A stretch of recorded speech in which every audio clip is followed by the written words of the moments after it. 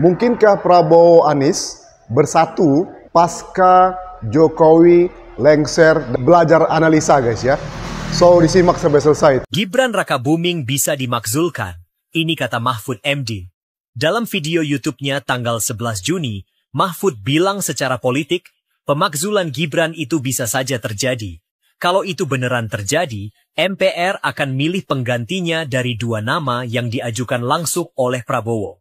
Mahfud bahkan sebut beberapa nama yang mungkin dipilih. Agus Harimurti Yudhoyono, Puan Maharani, Ganjar Pranowo, dan Anies Baswedan.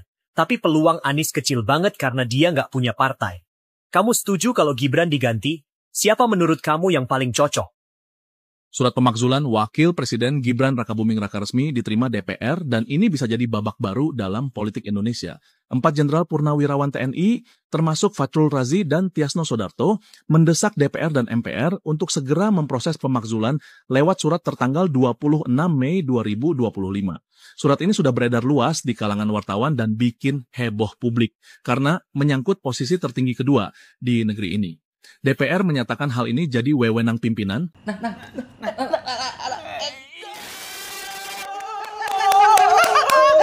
Gibran memang benernya gini gong.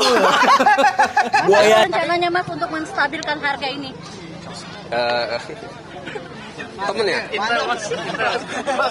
Enggak, apa? Akhir tahun kan memang harganya lagi naik semua ini Bu ya. Karena insya Allah awal tahun udah stabil ya. Nah, ini dari sisi konsumen ini. Sempat disampaikan dulu tidak asal susunya tidak tahu dari mana Mas. Itu sebenarnya susunya yang dibagikan dari mana ya Mas? Asal susunya. Sebelumnya kan sempat disebutkan tidak tahu asal. Sama sekali tidak dari. Dah, ya. Bang Habibur. Mas Anies. Sorry ya.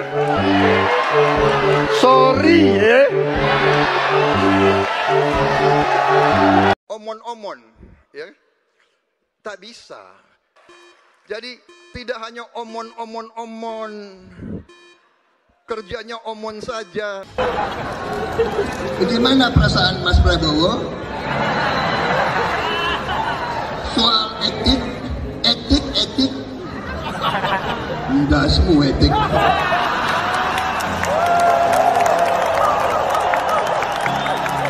Halo, Assalamualaikum warahmatullahi wabarakatuh. Apa kabar sahabat Henrys? Semoga sahabat Henrys dimanapun berada tetap sehat, tetap semangat. Seperti biasa sahabat Henrys, welcome back to my YouTube channel Henrys Media. Oke, video ini melanjutkan analisa di video sebelumnya kalau Anies bakal gantikan Gibran. Di sini saya mengangkat topik, mungkinkah Prabowo Anies bersatu pasca Jokowi lengser? Ini belajar analisa guys ya. So disimak sampai selesai. Tapi bagi kalian yang baru mampir ke channel YouTube Henrys Media ini, jangan lupa ya support channel ini dengan tekan tombol subscribe di bawah, like, komen, dan juga share ke media sosial sahabat Henrys semua. Oke? Kita ketahui bersama Pilpres 2024 Prabowo jadi lawan politiknya Anies Baswedan. Debat panas antara Anies dan Prabowo begitu seru dan menyita perhatian publik. Presiden, Panglima tertinggi harus memiliki standar etika yang amat tinggi. Itu harus. Karena dia akan mengambil keputusan, mengerahkan pasukan, dan ketika harus bertempur ada korban nyawa. Itu keputusan-keputusan yang Bapak memimpin di Kementerian Pertahanan. Banyak orang dalam pengadaan alutsista. PT Teknologi Militer Indonesia, Indonesia Defense Security, lalu orang dalam pengelolaan food estate, lalu ada kejadian-kejadian di mana kita masih, karena mereka mengerjakan hal-hal yang sulit, hal-hal yang berat. Tapi sisi kebijakan menurut saya lebih parah. Kenapa? Di era Pak SBY, Bapak Presiden menyampaikan Bapak punya lahan lebih dari 340.000 hektar, sementara TNI kita, prajurit kita. Angkanya berapa gitu loh, kayak saya gitu loh, jangan di bawah 5, sebut aja berapa. 11 Mas, dari 100. Jargon-jargon yang sangat dan masih terngiang-ngiang di telinga kita, Mas Anies.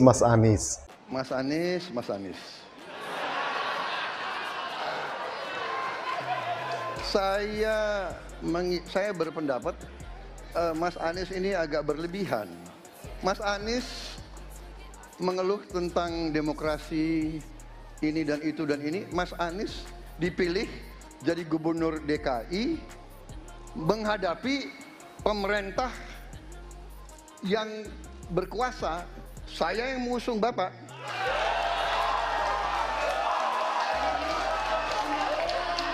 Kalau demokrasi kita tidak berjalan, tidak mungkin Anda jadi gubernur.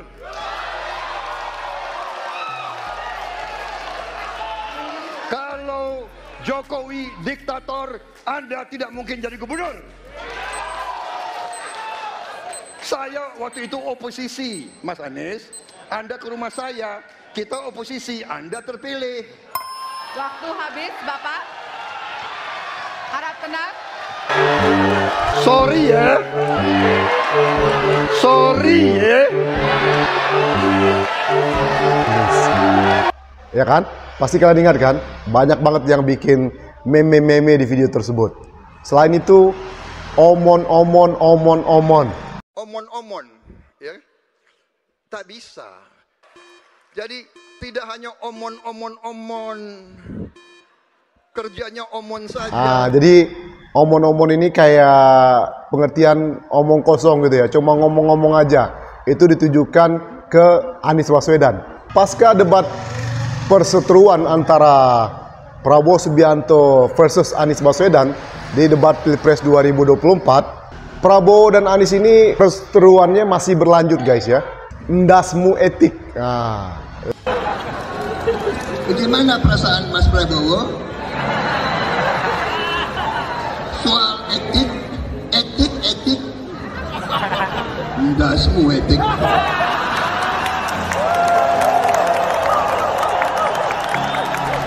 Saat itu kan Anies pernah menyinggung soal etik gitu ya.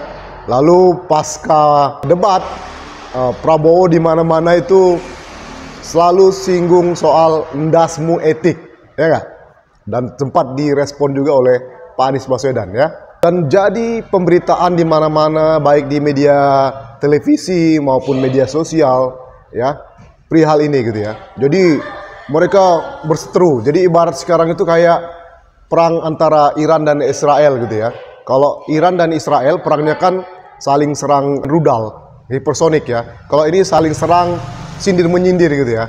Jadi terus ya. Dan waktu itu tidak ada habisnya ya. Dan kita sangat tertarik untuk mengikutinya. Benar nggak sahabat Hendris? Bahkan penonton channel YouTube Hendris Media ini pun rame banget yang nonton soal debat panas Anies versus Prabowo ya. Walaupun di situ ada Ganjar tapi mata semua tertuju kepada Anies Prabowo ya. Jadi Ganjar ini kayaknya tidak begitu banyak dibahas gitu ya. Yang ada ya Anies Prabowo ya. Alhasil pasca debat Pilpres tersebut terbentuklah dua blok nih.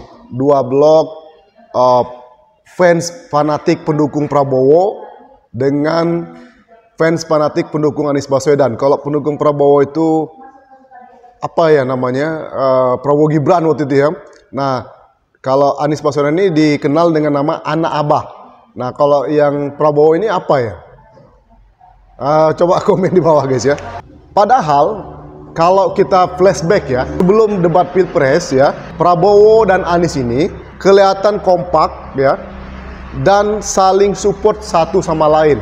Kerjasama politik lah ya. Prabowo mendukung Anies ketika Pilgub DKI Jakarta sehingga Anies menang. Waktu itu Anies Sandiaga Uno ya, tapi Sandiaga Uno ikut kontestasi politik bersanding dengan Prabowo 2019.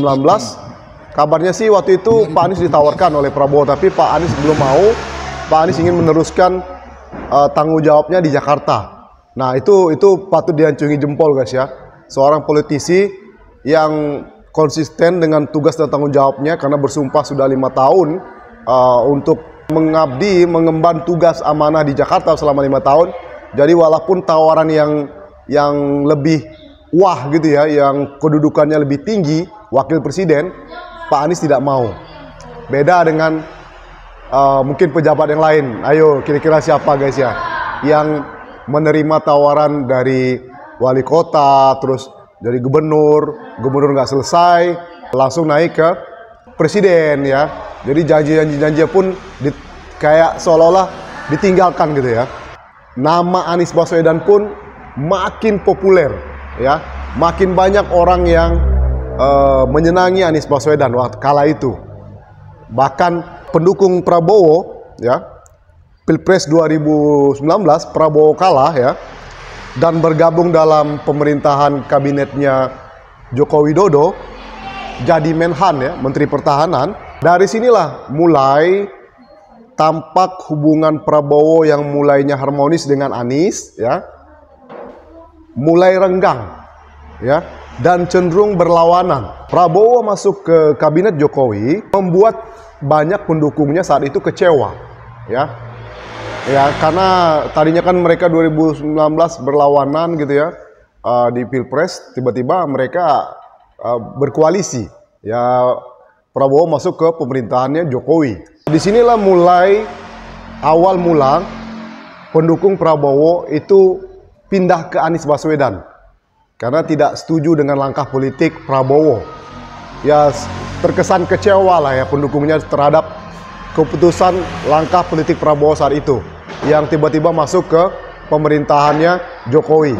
Waktu itu saya jujur saja juga mendukung Prabowo 2019 ya, karena 2019 itu kan pilihannya cuma dua, Prabowo atau Jokowi.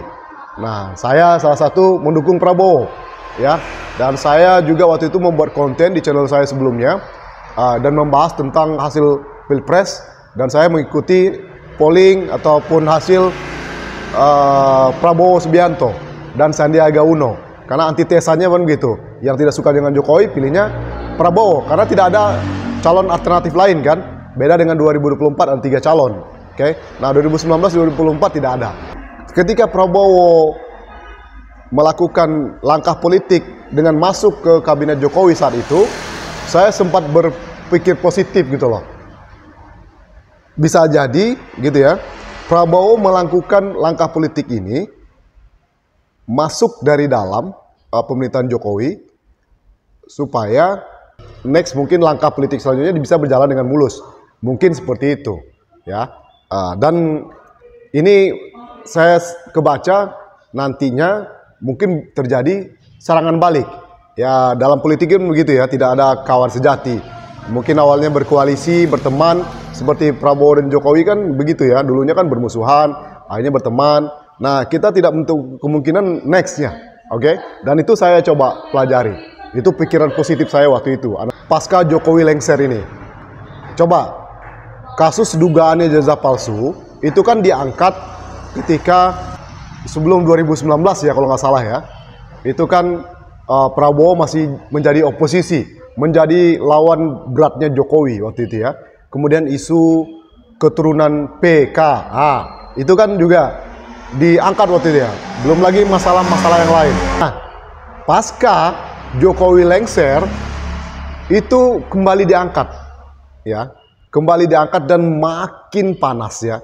Isu dugaan ijazah palsu dan sekarang mulai merembet kemana-mana gitu ya. Itu mulai diangkat.